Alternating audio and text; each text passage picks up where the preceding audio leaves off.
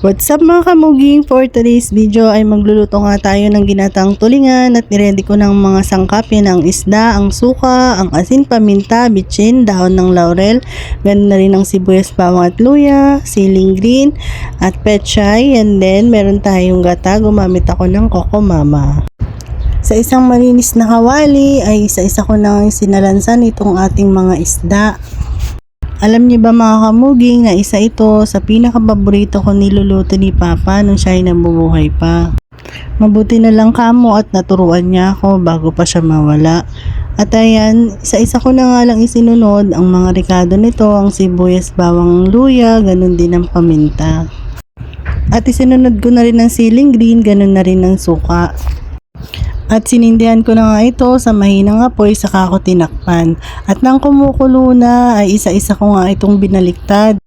Simple lang naman at napakadali lang naman magluto ng ginataang tulingan. At nung nabaliktad ko na nga lang lahat ay tinakpan ko na nga lang ito at hinayaan ko maluto. At nung naluto na nga, ayan, nilagay na nga natin yung gata at saka isunod na rin natin itong mga pechay. At tinakpan ko na nga lang ulit ito, saka ko na yung maluto ang gata at ang pechay.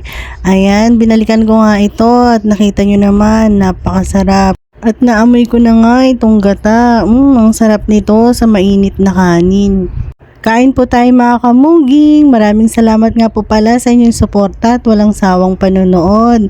Hanggang sa muli mga kamuging. Goodbye and God bless nating lahat. Bye!